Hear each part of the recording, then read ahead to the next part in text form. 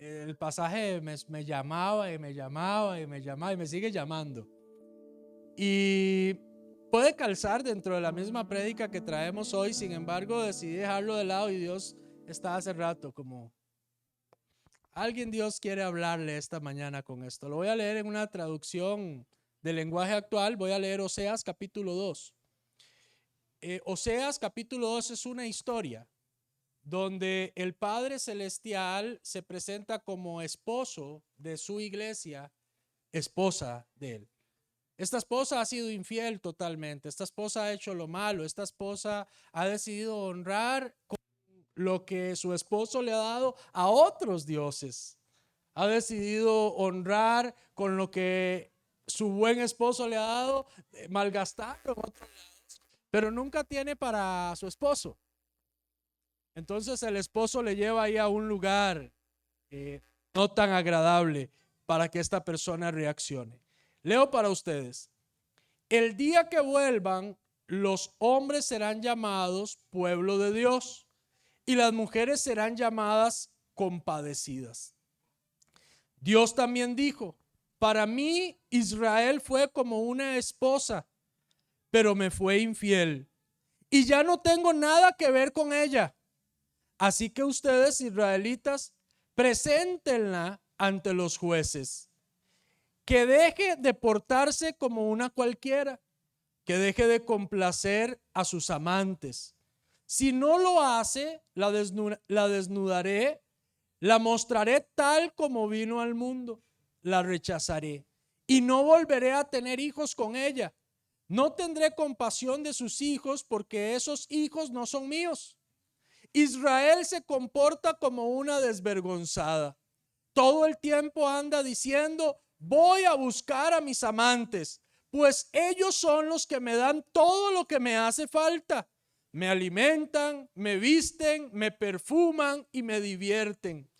Irá en busca de sus amantes, pero no podrá alcanzarlos, ni tampoco los encontrará. Voy a hacer una pequeña pausa. Yo no sé si usted nota lo que está diciendo el Señor. Esta esposa no encuentra complacencia en su esposo. Usted viene a la iglesia, pero su complacencia, su deleite no está en Dios. Su deleite está en la borrachera, su deleite está en el baile, su deleite está en la música secular, su deleite está en la playa, está en el vacilón, y ahí es donde está su disfrute. Esto es porque hay que no me queda de otra, ¿verdad? Pero el disfrute de su corazón está en otro lado, infiel, dice la Biblia. Es su esposa, pero se ha comportado como una desvergonzada. Porque su complacencia no está en su esposo, su complacencia está fuera de casa. Y la Biblia llama a estos amantes. Y dice, es que usted siempre anda detrás de sus amantes. ¿Cuáles amantes? No sé, usted conocerá sus amantes, como la Biblia lo menciona. Sigo leyendo.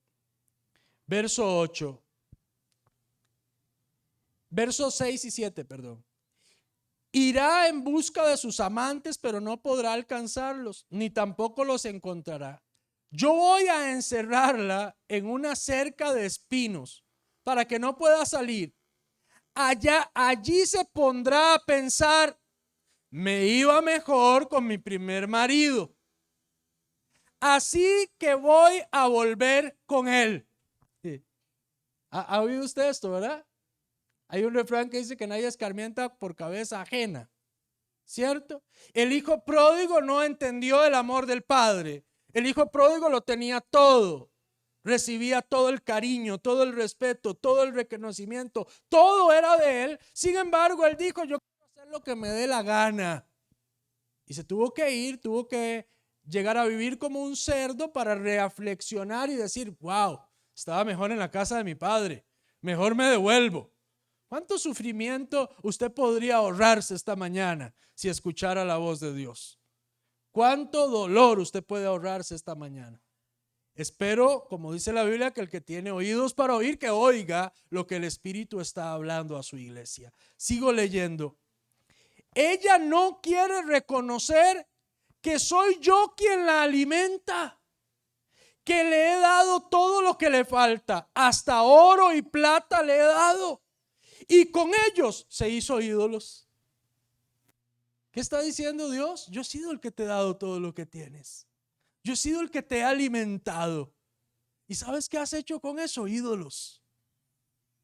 ¿Sabes qué has hecho con el poder ser un profesional y sacar una carrera? Ser un presumido. Y no reconoces que yo he sido el que te he dado todo. He sido el que te he alimentado. Es Dios hablando a su iglesia. Y entonces cuando nos toca diezmar o ofrendar, decimos, no, es que a mí me cuesta mucho. Si Dios fue el que te lo dio todo. Si Dios es el que te lo... pero pastor, a mí me cuesta. Seguro. Igual que esta desvergonzada.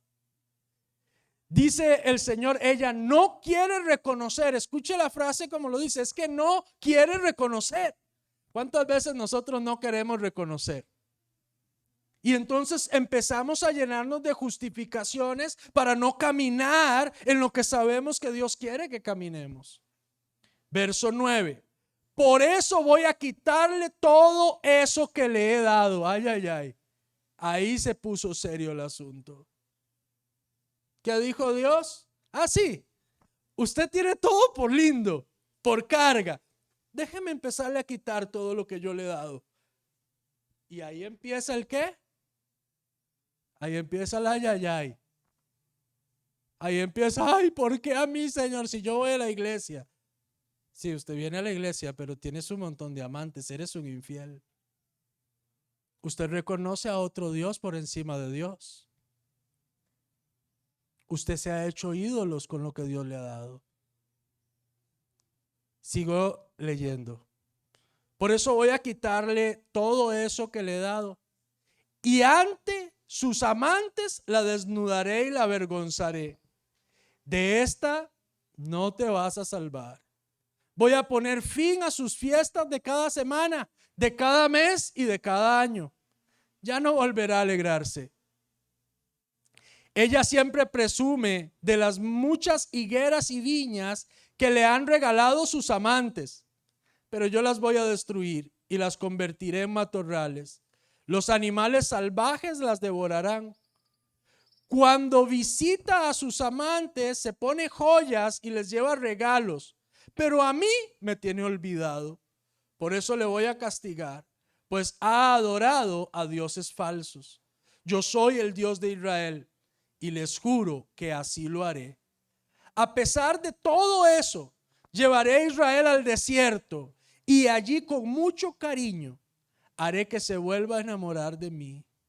Le devolveré entonces sus viñas y convertiré sus desgracias en gran bendición. Volverá a responderme como cuando era joven, como cuando salió de Egipto. Ya no volverá a serme infiel, adorando a otros dioses, sino que me reconocerá como su único Dios. Es que yo soy el Dios de Israel y les juro que así será. Cuando llegue ese día, me comprometo a que los israelitas vivirán tranquilos y en paz. No habrá animal que les haga daño ni pueblo que les declare la guerra. Israel, Israel, yo volveré a casarme contigo y serás mi esposa para siempre. Cuando tú seas mi esposa, realmente llegarás a conocerme. Seré para ti un esposo fiel, sincero y lleno de amor. Yo soy el Dios de Israel y te juro que así será. Israel, cuando llegue ese día, yo haré que el cielo derrame su lluvia sobre la tierra y que la tierra produzca trigo, vino y aceite en abundancia. Y así el valle de Jezreel prosperará. Te daré la tierra y será solamente para mí. Y te diré, no eras mi pueblo, pero ahora ya lo eres. Pon por tu parte, tú por tu parte me dirás, tú eres mi Dios. Una historia, ¿cierto? De Dios y la iglesia. ¿Cuántas veces nosotros no queremos aprender por cabeza ajena? Y entonces Dios dice, ¿quieres irte? Vete. Y allá perderás todo y allá te darás cuenta lo que estás dejando. ¿Cuánto dolor podríamos evitarnos esta mañana si en este lugar sentados, cómodos, quizás sin haber perdido absolutamente nada, dijéramos, Señor, no, yo no ocupo que me quites nada, yo no ocupo perder nada, yo me alineo hoy mejor a ti. Era un pasaje complicado que Dios desde anoche me inquieta para que lo compartiera con usted. El tema de hoy, o el que vamos a conversar hoy, se llama el desierto. ¿Cuál es el tema de hoy? El desierto. El desierto es un lugar inhóspito, es un lugar terrible. Los desiertos son ambientes hostiles. En el planeta hay varios y tienen características fundamentales los desiertos. En Perú hay algunos desiertos donde van con unos carros grandotes y brincan así por las... Ahí es vacilón, ¿verdad? Pero quédese usted sin ese carro y a pie. Ahí ya no es tan lindo. Características. Es un lugar, el desierto es un lugar que carece de recursos básicos. ¿Cuáles son recursos básicos? Bueno, el agua es un recurso básico para la vida. Ahí no hay tanta vegetación con alimentos. Ahí usted no es como que usted va a poder encontrarse algo y comérselo. No. Ahí es pura arena, pura tierra. De repente por allá un oasis ahí limitado. Lo número 2, es un lugar donde hay falta de puntos de ubicación. Realmente solo los expertos logran ubicarse por medio de las estrellas y del cielo. O sea, ahí usted y yo no sabríamos ni dónde estamos, no sabemos ni el norte ni el sur. Ahí estaríamos probablemente perdidos nosotros. Ahí no sabríamos hacia dónde ir. O sea, es un lugar que no tiene puntos de ubicación. Cuando nosotros estamos en un desierto, lo básico empieza a hacer falta, a escasear. Y también nos sentimos perdidos. También sentimos que no sabemos qué es lo que está pasando. El control lo hemos perdido totalmente. Número 3 de un desierto, tiene una exposición a condiciones muy extremas. De hecho, anotaba por acá que por lo general el calor llega entre los 45 grados centígrados mínimo hasta los 60 grados. O sea, usted y yo no sabemos qué es ese tipo de calor. Si acá con 30 grados estamos muriéndonos, imagínense el doble. O sea, es realmente desgastante. Como si eso fuera poco, cuando oscurece, aprieta el frío y empiezan a correr olas de viento que si usted empieza a caminar, golpean como una lija. Entonces es probable que si usted no está con un equipo adecuado, sus vestiduras se rompan y empiece a rasgarse su piel o sus pies. Entonces realmente son condiciones extremas. Muchas veces nosotros en medio de los desiertos de la vida nos sentimos vapuleados, ¿verdad? Que estamos como un carrito chocón pegando contra todo y nos sentimos lastimados. Y lo otro que hay en un desierto es que un desierto es un lugar solo. Es un lugar donde no habita la gente. Es un lugar donde realmente nadie monta su casa ahí en medio del desierto.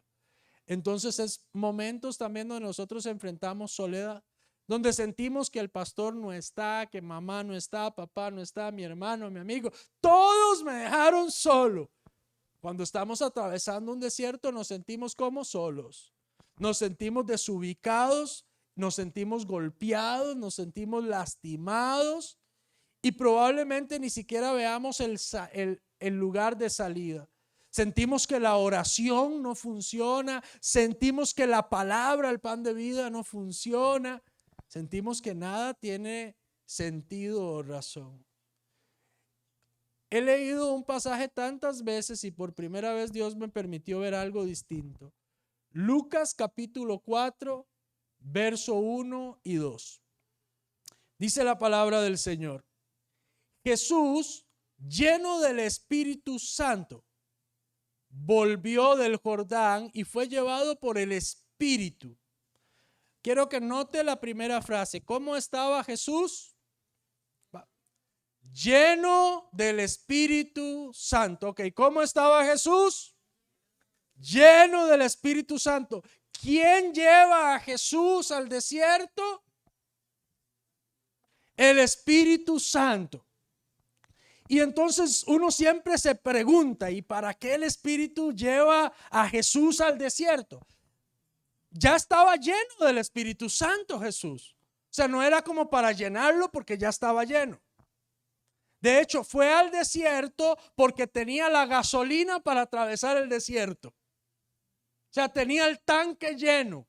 Porque la Biblia dice que no ha sobrevenido prueba que no sea humana, pero fiel es Dios, que no nos deja ser probados o tentados más allá de lo que podemos soportar, sino que junto con la prueba nos da la salida para que podamos resistir o soportar. 1 Corintios 10:13. No hay nada que usted esté atravesando que usted no tenga la capacidad de atravesar.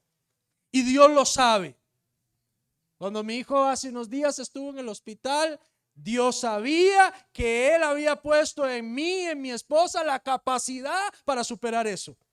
De lo contrario sería una injusticia. Pero Él había dotado de capacidad para poder soportar aquello. Claro, uno siente humanamente que no. Uno siente humanamente que es imposible. Y la verdad es que humanamente no se puede soportar. Se soporta por medio de la llenura del Espíritu. ¿Cuál es el propósito del Espíritu Santo de meter a Jesús al desierto? Y es la lección que creo que a veces no identificamos. La Biblia es puntual en identificar que Él sí estaba lleno del Espíritu. Cuando usted lee el verso 13 y 14 de Lucas dice: y cuando el diablo hubo acabado toda tentación, se apartó de él por un tiempo. Y Jesús volvió en el poder del Espíritu. ¿En el qué? Pero ¿cómo entró él? ¿Y cómo salió? No es lo mismo. No es lo mismo lleno del Espíritu que en el poder del Espíritu. No es lo mismo. ¿Cuál es la diferencia entre estar lleno del Espíritu y caminar en el poder del Espíritu? Porque no nos ha dado Dios un espíritu de cobardía, sino uno de poder, amor y dominio propio. Pero ¿cómo es que en medio del desierto, qué es lo que produce el desierto? El desierto produce el carácter. El desierto produce un crecimiento, un desarrollo. El desierto produce que yo pueda ver con más claridad, valorar con más claridad, identificar quién es Dios. En medio de los desiertos, ¿qué hacen la mayoría de personas? ¿Volverse a quién? A Dios. Reconocer que sin Él no se puede. Muchos cruzan el desierto y después se les vuelve a olvidar. Sin embargo, es en medio de los procesos difíciles de la vida donde reconocemos que es solamente Dios el que nos mantiene en pie. Es fácil ser llenos del Espíritu Santo, pero caminar en el poder del Espíritu es distinto. Jesús estaba siendo preparado para enfrentar la cruz. La mayor de las tentaciones, la mayor carga. ¿Sabe una cosa? Yo podría hablar de mí. Desde el día que me convertí hasta el día de hoy, he visto cómo he tenido que atravesar muchos desiertos. Muchos desiertos. Pero esos desiertos han tenido un propósito. ¿Cuál ha sido el propósito? Formar ese carácter, ese poder del Espíritu para poder ir enfrentando cosas mayores, desafíos mayores. La Biblia dice que Jesús más adelante, el diablo le dejó por un ratito, pero después vino a tentarle muchas otras veces y de muchas formas.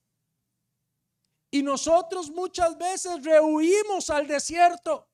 Sin embargo, Jesús fue al desierto guiado por el Espíritu. Jesús no se acobardó ante el desierto. Jesús no le huyó al desierto. Jesús dijo: vamos a enfrentar el desierto, porque de ahí se sale en el poder del Espíritu.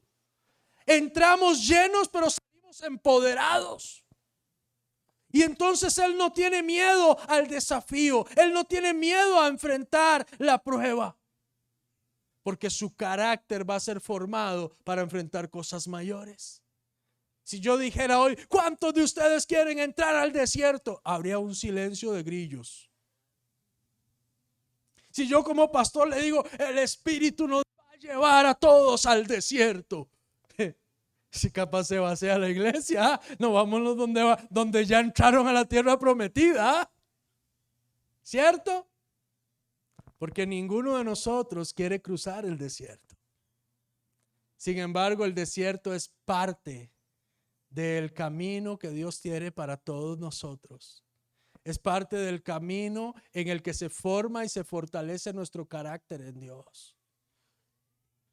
Ese era el propósito de la estadía de Jesús en el desierto. Su carácter debía ser formado en el fuego de la prueba.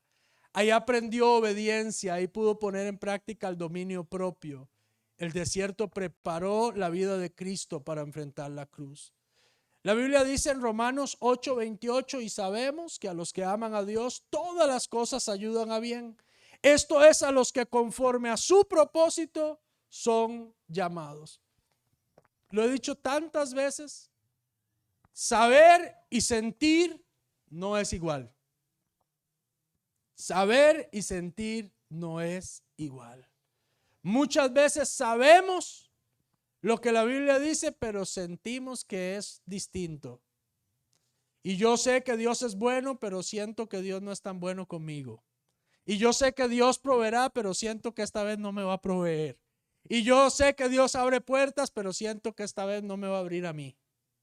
¿Alguien ha estado en ese dilema de saber algo, pero sentir otra cosa? Saben, estos días con mi hijo en el hospital, mi esposa y yo ya hemos podido conversar de nuestras experiencias en el hospital, experiencias distintas, porque ella estaba en una hora, yo estaba en otra hora. Y ha sido muy, muy bonito volvernos a encontrar, mi esposa y yo, y poder conversar, porque duramos muchos días sin poder realmente hacerlo y me hacía falta. Me hacía falta decirle, ya mi amor, duérmase ya mi amor. De esto la molestaba, yo le decía, ya me hacía falta decirle que ya que se duerma ya. Entonces hemos estado compartiendo las historias y tenemos una que es igual. Y es que usted ahí ante esos momentos de impotencia, ¿qué hace un hijo de Dios, un cristiano? Ora. Ora. ¿Qué hace? Es más, hasta los mundanos oran, ¿cómo no vamos a orar nosotros? Y usted no quiere que su hijo sufra y usted no quiere que su hijo le hagan nada y usted quiere nada más estar en casa bien, normal con su hijo, ¿cierto? Y entonces cuando le dicen, le vamos a hacer un examen y es difícil, ¿usted qué hace? ¿Usted ora para qué? Para que no se lo hagan. Pero cuando usted ora para que no le hagan el examen y igual le hacen el examen, ¿qué siente usted? Vamos, piense, ¿qué siente? Que no me escuchó. Que me falta, yo decía, seguro me falta poder, ¿verdad? Seguro. Y me ponen un mensaje, pastor, vieras que Dios respondió y me sanó de un cáncer. Y yo, Dios mío, si nada más le pedí que orinara. O sea, que Él lo sanó de un cáncer, nada más que orine y no. O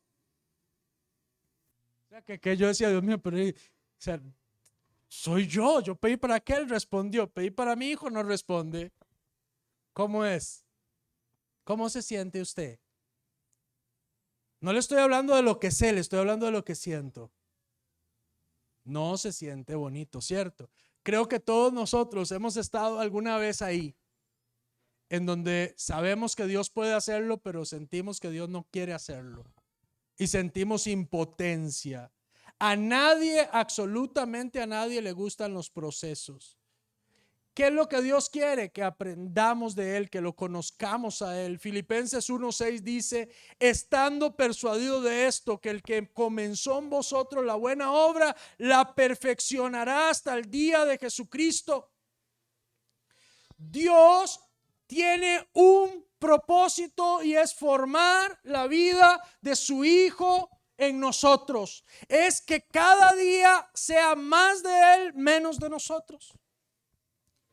Y los desiertos ayudan a que nuestro orgullo muera, a que nuestro tener el control muera y aprendemos a entregarle el control de todas las cosas a Dios. Aprendemos a humillarnos delante de Dios. Aprendemos también ahí a decir: Señor, si es que tengo algo, yo se lo entrego, yo lo quito, pero haz el milagro. ¿Cierto? ¿Alguien en algún momento de congoja le ha prometido de todo a Dios? En el desierto pasa eso, ¿cierto? En el desierto me rasgo las vestiduras, en el desierto me echo ceniza, en el desierto lloro lo que nunca había llorado en toda mi vida. En el desierto se la pasa mal, pero también al mismo tiempo encuentro consuelo en Dios. Eso solo pasa en el desierto. Algunas cosas que quiero que considere en el desierto. Dios está con nosotros ahí. En el desierto Dios está con nosotros. Salmo 37, verso 24 dice: cuando el hombre cayere, no quedará postrado, porque Jehová sostiene su mano. ¿Qué dice la escritura? Que cuando nosotros cayéremos no nos va a dejar ahí, porque Él sostiene nuestra mano. ¿Alguna vez usted ha ido caminando con su hijo de la mano o con alguien de la mano que tropieza? Pero usted, su mano le sostiene a tal punto que aquel no se dio de hocico, dijo alguien así, ¿verdad? Sino que lo sostuvimos, ¿cierto? Y uno como que los levanta, ¿verdad? Y le evita un gran golpe. ¿Alguien ha salvado a alguien de un gran golpe? Yo alguna vez he ido caminando con mi hijo, con mi hija, y ¡pa! El tropezón y ya van, ¿verdad? Y apenas uno los hace así como levantados. Es lo mismo que Dios hace con nosotros. ¿Y por qué pasa eso? Porque está caminando nuestro Padre al lado nuestro. Y Él dice: yo estoy aquí para cuidarte, estoy aquí para protegerte, te estoy enseñando a caminar. Usted enseña a un niño a caminar y es normal que se tropiece. Pero entonces usted está ahí cerquita, ¿verdad? Y las primeras veces que usted le empieza a soltar, usted está ahí a la par, ¿verdad? Y se tambalea, pero usted está ahí a la par, tambaleándose también con el niño o con la niña, hasta el punto que usted no lo deja caer. Es la idea del Salmo 37. Dios en medio del desierto, en medio de las adversidades, también está ahí con nosotros para no dejarnos postrados. El desierto puede destruirte o fortalecerte. ¿Qué puede hacer el desierto? Destruirnos o fortalecernos. Cristo salió de ahí en el poder del Espíritu. Sin embargo, hay muchos que entran al desierto y no salen. El pueblo de Israel fue liberado por Dios de una esclavitud y entró, ¿sabe a qué? Al desierto. Y un camino de 40 días se volvieron 40 años. Se perdieron en el desierto y no llegaron y no entraron a la tierra prometida. Usted y yo estamos caminando cada día en un desierto. Y en el desierto, ¿sabe qué pasa en el desierto? Dios era columna de fuego, Dios era nube, Dios era proveedor, los milagros más extraordinarios suceden en el desierto. Ahí es donde los milagros más extraordinarios ocurren. En el cielo ya no se ocupan milagros. En el cielo ya todo está resuelto. Los milagros se ocupan aquí. ¿Cierto?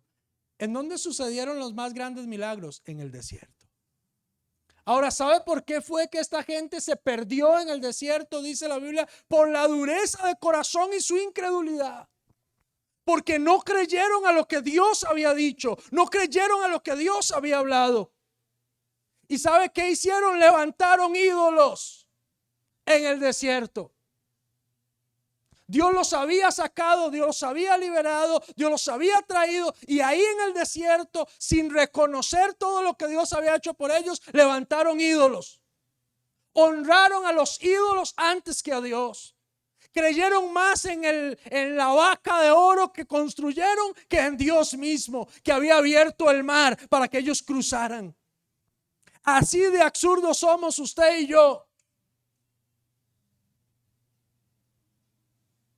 y no reconocemos todo lo que Dios ya ha hecho. Y cuando estamos en el desierto, levantamos vacas y levantamos ídolos y empezamos por aquello, bueno, ¿y qué se puede hacer? Y empezamos a buscar soluciones humanas por todos lados.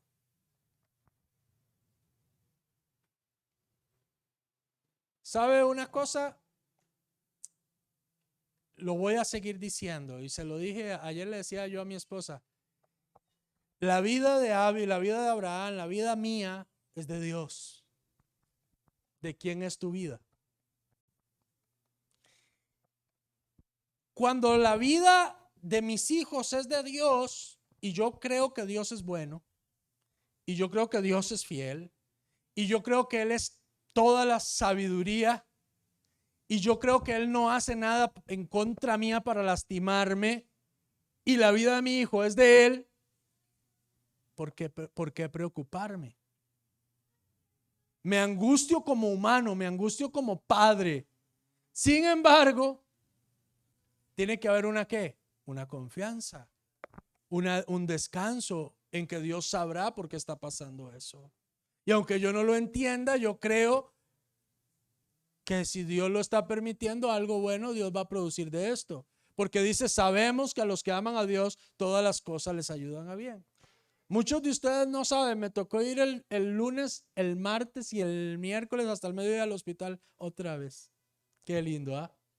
Para los que no sabían, otra vez, lunes, martes, miércoles, ahí internados. Porque alguien hizo algo mal, entonces Abraham tuvo una reacción, tuvimos que ir, nos dejaron todo el día ahí, después ya nos internaron y imagínense otra vez, ¿verdad? Cuando yo llegué al hospital, yo nada más decía, ay, ¿qué estamos haciendo aquí otra vez, verdad? ¿Qué no hice? ¿Qué fue la tarea que no cumplí, verdad? Entonces, fue vacilón porque cuando yo llego, nos pusieron, para que usted vea las casualidades que no son casualidades, nos pusieron en el mismo salón, en el mismo piso, en la misma cama, mismo lugar, todo ahí estaba, VIP.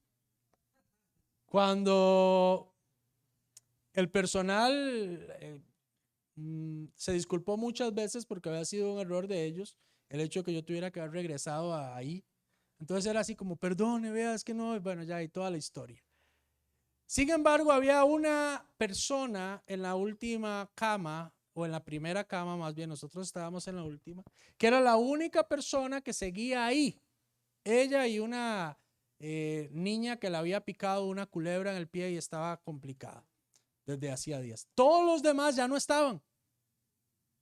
Entonces cuando yo llego, ¿verdad? Yo a esa persona nunca le hablé porque estaba al otro lado totalmente y las complicaciones de su hija fueron por una mala praxis. Entonces ella entró por una operación, ahora no puede caminar. Que no tenía nada que ver con eso. Yo no sabía esa historia porque yo no había hablado con ella. Y a esa chica llegan todos los días a hacerles muchos, demasiadas cosas. Pero yo no había hablado. El martes, Abraham realmente estaba bien, nada más que lo dejaron porque le estaban poniendo antibiótico por la vena, entonces tenía que estar ahí para acelerar el proceso y estar más seguros. Entonces salimos fuera, había unas sillas y estaba su mamá con la niña al lado de nosotros. Y a mí no me cuesta mucho, ¿verdad? Entonces yo empecé a hablar. Y yo le dije, ¿cómo ha estado todo? ¿Cómo va el proceso? Entonces ella me contó su historia y pude predicarle a la niña y pude hablarle. Y la niña tenía una cirugía al día siguiente, donde o sí o no. Y entonces ya cuando yo, la mañana, la niña no estaba. Y cuando ya nos íbamos a ir, ¿verdad? Y yo decía, ¿qué habrá pasado con la niña? Y entonces apareció la niña, ¿verdad? Apareció su papá, apareció todo el mundo, ya la trajeron de la cirugía y yo quería como preguntar, ¿verdad? Pero es un poco imprudente tal vez. Y acababa de llegar y yo, ¿cómo le habrá ido? Que cuente algo, ¿verdad? Pero y si le fue mal, tampoco es, ¿verdad? Como que es imprudente. Entonces, al final esa persona simplemente me agradeció. Antes de yo salir me dijo gracias, creo que todo salió bien. pero lo que conversamos fue de Dios. Días antes de yo hablarle de Dios, habían llegado personas a hablarle de otras cosas. ¿Qué le parece? Pero yo no sabía eso. Yo desconocía eso. Yo no le estoy diciendo a usted que ese fue el propósito por el que mi hijo estuvo en el hospital. Sin embargo, lo que le estoy diciendo es que Dios, en medio de todas las circunstancias, también Él dice, algo bueno yo voy a hacer de este momento, algo yo voy a producir de todo esto. Y probablemente también estaba fortaleciendo y formando cosas en nosotros. Sin embargo, cuando nosotros simplemente nos fijamos en nosotros mismos, nos autocompadecemos, sentimos lástima, nos sentimos derrotados. Pero cuando usted toma una actitud de decir, hay un propósito detrás de esto que estoy viviendo y voy a buscarlo y voy a cumplirlo rápido, mejor para salir de esto, el tiempo pasa más rápido. Hay una perspectiva distinta. Y en medio de eso también me dieron el control de todos los teles, me volví el técnico ahí de los teles. Entonces vimos el partido, la Cele, mi hijo y yo ahí. Y yo era el jefe de los controles.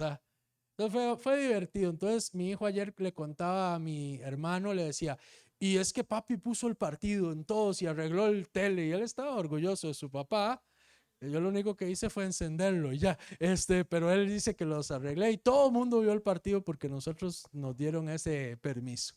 Ahora, ¿por qué le digo esto? Al final terminamos disfrutando en alguna medida el hecho de estar ahí. O sea, no todo fue llorar, no todo fue dolor.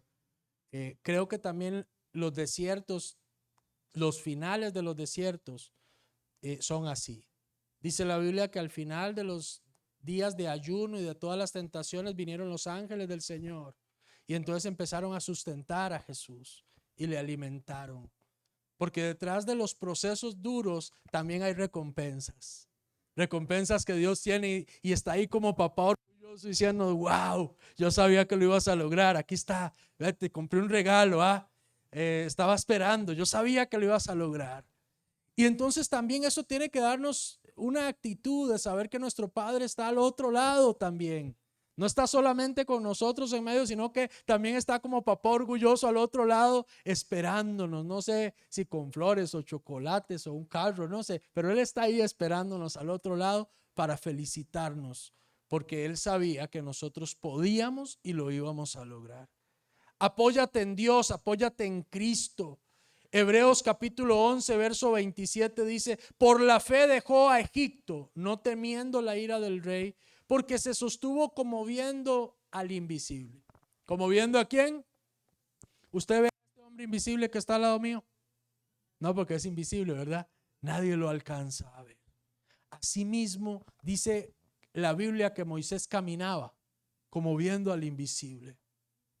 Y alguien le decía, ay, pero usted qué es lo que, ¿por qué usted sigue caminando? Es que Él me va guiando. ¿Quién? Si ahí no hay nadie, usted está loco. Él caminó como viendo a quién? Al invisible. Alguien invisible, quizás otros no le vean, pero nosotros podemos ver a aquel que nadie ve en medio de nuestras circunstancias, en medio de nuestro caminar en el desierto, en medio del horno de fuego. Ahí está Él danzando y brincando con nosotros. Es en medio de las adversidades. Termino con esto en los próximos 9 minutos. La Biblia dice, someteos pues a Dios, resistid al diablo y huirá de vosotros. Dos palabras claves, someter o someteos y resistir. ¿Cuáles son las dos palabras claves? Someternos y resistir. El someterse a Dios nos habla de obediencia. Y este es el primer paso para adquirir autoridad. ¿Cómo es que yo me vuelvo una persona de autoridad? Por obediencia. Cuando Jesús va al desierto, Él es tentado, ¿cierto? ¿Y qué hizo Jesús? Lo resistió, pero también se sometió a Dios. Usted va a ser tentado en el desierto. Usted va a ser invitado a hacer lo malo, pero usted debe someterse, o sea, mantenerse en obediencia a lo que Dios ha dicho, a lo que Dios ha mandado. Usted debe mantenerse firme a la palabra de Dios. Usted no debe de dudar, no debe de vacilar ahí. Ejemplo, Usted llegan y le dicen, usted se va a morir, usted está allá al otro lado casi. ¿Cómo se siente esa noticia? Feo. Pero yo digo, yo sé que mi Dios puede. Si Él quiere, Él puede. Y entonces yo me planto ahí. Y yo digo, yo sé que Dios puede. Señor, si tú quieres, tú puedes. Y me planto ahí. Sana mi vida, Señor. Y empiezo ¿qué? Una lucha. Y mientras yo estoy en esa lucha, el diablo me dice, solo usted sabe que lo va a sanar. No hay uno solo que haya salido de eso. Nadie ha salido de eso. Dice mi esposa esta historia, que cuando entramos al hospital ella oró por Abraham. Y entonces que después Abraham fue al baño y ahí en el baño Abraham estaba orando, pero Abraham cuando ora fuerte, entonces hace bulla, se oye. Entonces él estaba orando ahí en el baño también, ¿verdad? Pero la mamá había orado por él, pero ahora él estaba orando. Y había una señora que le dieron un diagnóstico feo, una enfermedad de esas que no tiene cura. Y entonces el niño iba a tener que estar toda su vida en hospitales y tratamientos y cosas. Entonces cuando la doctora le da el diagnóstico a esta señora que está a la par de la camilla de mi esposa, la señora dice, bueno, pero para Dios no hay nada imposible. Entonces dice mi esposa que la señora doctora le dice, ya, y si Dios lo hace, venga y me cuenta, porque de esto nadie que yo sepa ha sido nunca curado. Entonces dice mi esposa que ella sintió tan feo, ¿verdad? Y ella dice, yo acababa de orar y ahí yo sentí, ¿verdad? Como, imagínense qué forma. Entonces dice mi esposa que ya pasa todo eso y después empezaron ellas como a hablar, ¿verdad? Usted sabe que cuando están en el hospital ellas están como aquí, como reunidas, pero uno está aquí como al otro lado. Entonces mi esposa estaba parando la oreja, seguro como buena mujer, ¿eh? Entonces estaba ahí parando la oreja, al otro lado, ¿qué decían al otro lado? Y entonces dice que estaban hablando de eso, ¿verdad? De que eso no y todo. Pero que al final la oración que mi esposa y mi hijo habían hecho como que les surgió efecto y le funcionó. Y entonces por lo que ellos estaban orando pasó. Entonces ya a mi esposa se le olvidó todo eso y ya cuando iban a irse, mi esposa ya no recordaba bien lo que había pasado. Entonces le dijo a aquella doctora, le dice, muchas gracias, que como que Dios, mi esposo ya va a entrar, yo ya me voy a ir, muchas gracias, que Dios la bendiga, que Dios no sé qué, ¿verdad? Y entonces dice que esa señora que antes, dice que se volteó y le dijo amén. Entonces dice que mi esposa la volvió a ver porque dice, entonces mi esposa me decía, yo sé que esa noche algo pasó en el corazón de esa mujer. Ya había tratado totalmente mal a alguien y no le había dado crédito a Dios. Sin embargo, ahora algo que dice mi esposa, yo no sé ni qué era. Dice, pero yo sé que algo pasó en el corazón de esa mujer. Yo no ando buscando propósitos, pero le puedo empezar a contar otras historias en el hospital. Si fueron 7 días, imagínense cuántas no tenemos. Porque donde nosotros estemos, sin importar la circunstancia nuestra, usted está ahí de bendición para alguien más. Usted es un representante del reino donde sea que usted esté. En un hospital, en el mall, en el cine, viendo el partido, usted representa el reino. Y usted tiene que mantenerse en obediencia a Dios. Y si otros no creen en la oración, problema de ellos, yo voy a orar y a mí no me van a callar. Y si otros pueden hablar tonteras, yo voy a orar. Y si no les gusta y les molesta, problema de ellos. Pero yo me voy a mantener firme. Y lo último, la palabra resistir no es una palabra pasiva. No es una palabra como aguante, aguante, aguante, aguante, que es un mal enfoque que le han dado. Para poder entenderlo, tenemos que analizar un poco la palabra resistir, que es oponerse con fuerza a algo. ¿Qué significa resistir? oponerse con fuerza a algo. O sea que el enemigo viene, pero usted se va a plantar y usted va a resistir con fuerza. Desde los días de Juan el Bautista hasta ahora, el reino de los cielos sufre violencia y solo los violentos o valientes lo arrebatan. O sea, hay una lucha constante. Oponerse a la acción o violencia, tolerar, aguantar, sufrir. La mayoría de veces se usa así, resistencia como tolerar o aguantar. Pero el escrito original de la Biblia lo que dice es confronte. Confronte. Cuando el diablo llegó a Jesús en el desierto y le dijo: hey, dígale a estas piedras que se conviertan en pan. Jesús no se quedó callado. Jesús no dijo: mejor no le digo nada. Jesús le dijo: hey, no solo de pan vivirá el hombre, sino de toda palabra. ¿Qué hizo él? Él confrontó. Porque resistir es confrontar, no es achicarse ante las circunstancias, no es sentarse a llorar, es levantarse en medio de las circunstancias y decir: yo tengo un Dios que es fiel. Y pase lo que pase, Dios es fiel. Y no me voy a mover de esta verdad.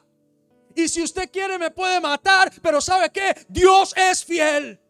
Y cada pedazo de mi cuerpo usted lo puede partir en muchos trocitos y cada parte de mi cuerpo va a decir: Dios es fiel. Es confrontar. Eso es resistir. No es ponerse a llorar. No es echarse a morir. Es decirle: diablo, mi vida es de Dios. Y si Dios quiere que muera en una cruz, ahí voy a morir. Y estoy bien con eso. Porque algún propósito mayor Dios tendrá. Y yo no voy a andar llorando. Y yo no voy a andar quejándome. Yo voy a resistir todo ataque del maligno. Y el maligno dice que sus hijos se perderán. Y entonces usted se levanta y dice: mi vida y la vida de mis hijos son de Dios. Y mis hijos le servirán al Señor. Y mi hijo va a reaccionar. Y mi hijo volverá en sí. Usted no se pone a llorar, usted ora. Usted resiste. Usted confronta con la verdad. Mi casa y yo, dijo Josué, que serviremos al Señor. Y el diablo dice: sí, pero ve allá donde está en el bar. Ve allá donde está en el prostíbulo. Ve allá, ah sí, pero mi casa y yo serviremos al Señor. Y aunque mis ojos naturales vean otra cosa, mi corazón resiste todo dardo de fuego del maligno. Y yo levanto el escudo de la fe, que es la palabra. Y yo empiezo a declarar la palabra. Empiezo a creer. ¿Sabe qué puso en duda el diablo? Dice: si usted es hijo de Dios. Cierto que cuando estamos ahí en medio de eso, ahí, a mí mismo, después de llorar y ver que no sirvió, era como: y usted es el pastor. Y usted es el pastor. Ni siquiera pudo hacer que orine. El diablo es terrible, ¿ah? Uno ahí batallando con la humanidad y le sale con eso. ¿Y sabe cómo se siente usted? Como frustrado, creyéndole un poquito y con cólera. Y como que uno mira al cielo con recelo, como diciéndole: Dios, pero ayúdeme para que se calle. Y el Señor está ahí, guardando silencio. Si tú eres hijo de Dios, dígale que se conviertan en pan. ¿Qué hizo Jesús? No se quedó callado, no se puso a llorar. Sea que orine o sea que no orine, Dios está al control. Y algo bueno va a salir de todo esto. Entonces, cuando usted responde así, el diablo dice: ¿cómo hago? ¿Qué le digo? No se mueve, no siente, no reacciona, no reniega contra Dios, no se queja, no dice que de nada sirve todo lo que ha hecho. No, se mantiene, resiste. Dice la Biblia que el que resistiere hasta el final, ese heredará la vida eterna.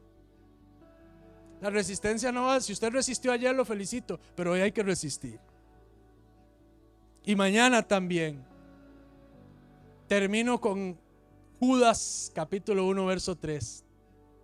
Amados, por la gran solicitud que tenía de escribiros acerca de nuestra común salvación, me ha sido necesario escribirlos y exhortándolos que contendáis, o sea, que peleen, que luchen, que batallen, que combatan ardientemente por la fe que ha sido una vez dada a los santos.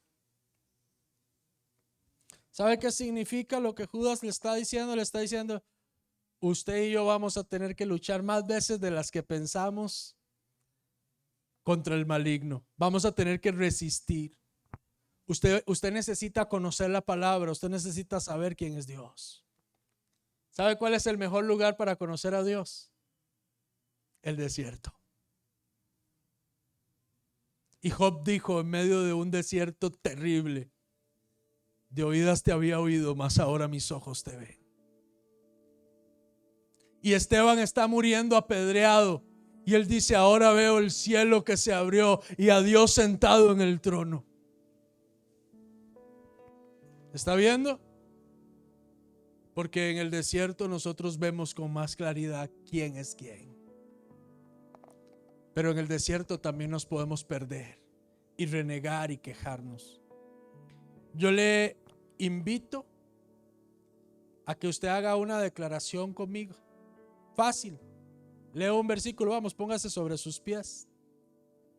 Apocalipsis capítulo